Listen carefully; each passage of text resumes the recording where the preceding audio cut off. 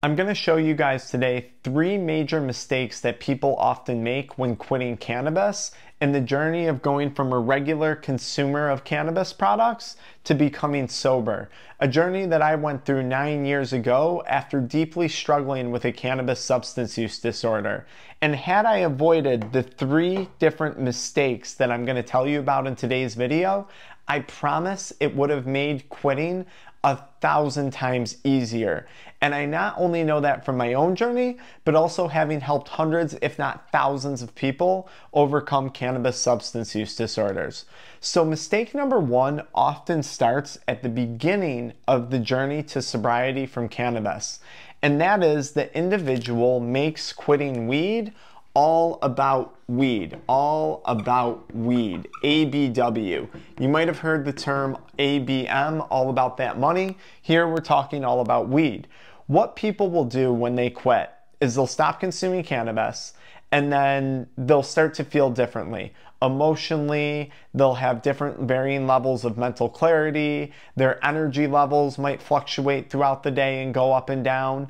And when I'm working with people, what they'll often say to me is, I can't believe this happened. I didn't really sleep good last night. Or I can't believe that, I'm experiencing this weed withdrawal. My emotional dysregulation is all over the place. It must be from not smoking weed. I had a really bad time at this dinner party the other night. It must be because this was my first time socializing without cannabis in a long time. And what we're subconsciously doing is we're obsessing over something that's no longer part of our life anymore. And what we're actually neglecting is all the other factors that influence how we feel on a day-to-day basis that could impact our emotions, our energy levels, our thought processing. So when I'm working with people and we're quitting consuming cannabis and they're telling me all these different ways that they feel, I always like the person to try and think about all the other things that are occurring in their life on a day-to-day basis that might be responsible for the way we feel. Because how you feel each day is not strictly related to consuming or not consuming cannabis. I'll give you a prime example of this. I had a gentleman recently who I was working with, and he purchased a new vehicle. And he was saying, my sleep has been kind of bad. I was kind of up all night last night. And then he quickly caught himself and he said, but you know what? I think that had to do more with the excitement of purchasing a new vehicle versus an absence of cannabis in my life. And so many times people will experience these fluctuating emotions, feelings, energy levels, and they'll think it's a direct relation to an absence or an input of cannabis when it's not.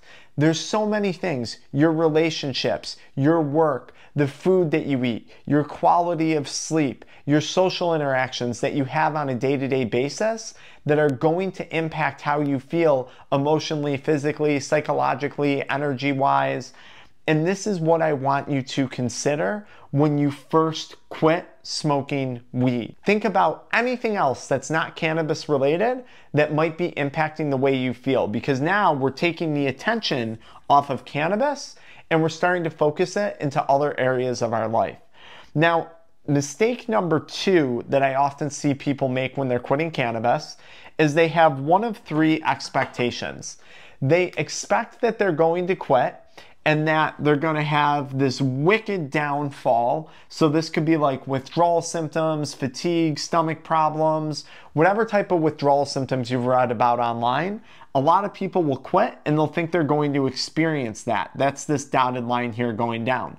And then the assumption is they're going to get through that and then they're going to have a gradual improvement over time without cannabis. Now, the reason why I say this is not a proper way of going into quitting or expectation is because some people won't actually wind up getting really bad withdrawal symptoms. For a lot of people, the withdrawal might actually be negligible. And this is really sad because I know for me, especially when I was going to quit nicotine products in addition to cannabis products, I was so nervous about all the withdrawal symptoms that I heard about and how bad quitting was going to be. So I thought when I quit, I was just going to have this crazy downward spiral And then in my mind, I thought the improvement was just going to be this really slow, gradual process over time. And that's not always the case for people. Now, the other expectation that I see sometimes with people is that they think they're going to quit and that they're just going to improve, and that self-development, that self-improvement is just never going to end. They think it's just a roller coaster ride that goes up and that there's never going to come a down. And that's simply false. That's just not how life works. So I think it's very wrong to have that expectation when quitting cannabis, because this isn't life. Life is a series of highs and lows, happy times and sad times. So we can't expect when we quit, and this is especially true of people who quit and they feel really, really good, like maybe for the first 2 weeks of quitting, they think they're going to maintain that trajectory for forever. And that's simply a false expectation. And then what happens is they eventually hit a downward spike in their life. Something goes wrong at work, they get in an argument with their wife, their children are driving them nuts, a family member gets sick, and then they say, wait a second, I thought this was going to last forever, this good feeling of quitting. Why am I feeling down? And then they choose to going back to using the substance.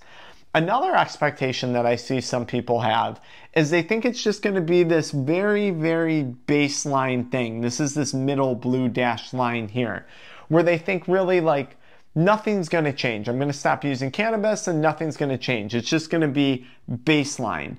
That's also not true. The reality of quitting cannabis and the proper expectation is that you're going to have a series of high moments and a series of low moments. You may feel withdrawals, you might have days of reprieve. You may have days where you wake up super happy, you may have days where you wake up super sad. And as you're going through these moments of highs and lows, I want you to remove the idea of cannabis withdrawal and cannabis's impact or lack of cannabis in your system and the lack of cannabis in your system's impact on how you're feeling day to day. If we look at this curve here, a series of highs and lows, what we want to be thinking about is all the other things in our life that are impacting the way we feel on a day-to-day basis. Our relationships, our finances, our work, our sleep, our exercise, our nutrition, our children if you have kids, right? Any of those things. And this is the reality of quitting weed, a series of highs and lows, because this is the graph here that most accurately represents life. This is life. There's good times and there's bad times. And in your journey of quitting cannabis, it's going to be no different. But this is a major problem because I often see people go into it with these false expectations, and then they wind up making the decision to going back to choosing to consume cannabis. Now, lastly, and this is the third major flaw that I usually see people make, is people think that the goal is to go from weed smoker to sober. And this is not accurate. This should not be the goal.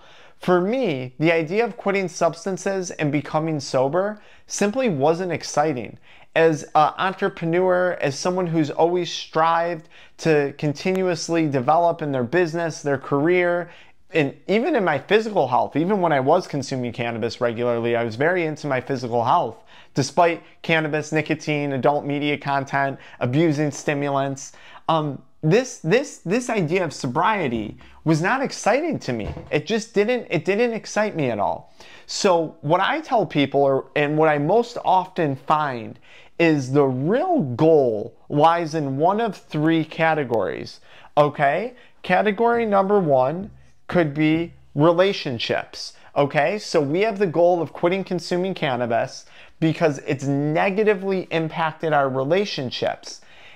Quitting cannabis and becoming sober is simply a stepping stone to improving those relationships that may have been damaged throughout active substance use. Now, another goal that a lot of people have of quitting cannabis is financially related. Maybe cannabis consumption is negatively impacting your work performance or your financial decision making. So another goal of quitting cannabis is to get sober, and with sobriety we get that increased level of mental clarity and performance, both physically and mentally, and that can lead to improved finances. Now, the other area that I most often see people trying to improve is their health. Right? We'll call it pH and MH, their physical health and their mental health. I recently ran a poll on our channel, and the number one thing people are hoping to improve by quitting cannabis is their mental health, which is kind of wild when you think about it, because I would also argue one of the number one reasons people think they're consuming cannabis or they think they're benefiting from cannabis consumption is to help relieve the stress, relieve the anxiety, relieve the depression, when in all reality, the consequences of substance use and the side effects of that are often only making the depression, the stress, the anxiety, the physical health complications significantly worse. This is something that we can get excited about. The end goal isn't just to get sober. And I tell people that all the time, because if the end goal is just to get sober, what's gonna happen is you're gonna quit consuming cannabis, you're gonna obtain sobriety, and you're gonna say, great, I did it, I achieved it. Might as well smoke again. Might as well choose, not relapse, but choose to go back to using the substance because I accomplished the thing I set out to do. This was a mistake I made countless times on my own journey of stopping the use of cannabis. But if our end goal is a lot bigger, usually rooted in health, wealth, or relationships, and those are the things that we're looking to improve, and we view quitting cannabis consumption as a stepping stone to start to move each of these things in a positive direction, now stopping the consumption of cannabis is something that we can actually get excited about. So to recap for you real quick in some bullet points, don't make quitting cannabis or quitting weed all about weed. I want you to start to think of all the other things that impact your life on a day-to-day basis that are responsible for this roller coaster ride of emotions, energy levels, and feelings that you're likely going to experience when you stop consuming a substance. In today's video, we're talking about cannabis, but this could really apply to anything. Don't go into quitting with these false expectations that life is just going to be a constant level of improvement, that you're not that, or that you're going to have a super low, because many people don't when they quit.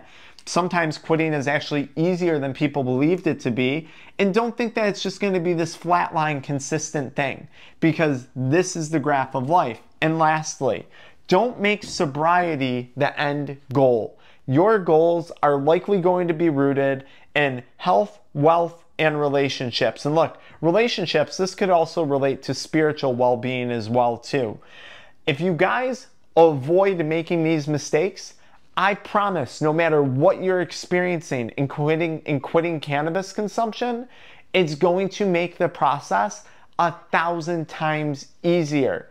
Now, we have opened up the wait list to our one-on-one coaching programs for our addiction exit protocol. So if you enjoyed today's conversation and this is something that you need help with, I put together a training that tells you a little bit about the type of clients I work with in our programs in the link in the video description, and I also linked it again in the pinned comment. So go check that out. Otherwise, I'll see you next time.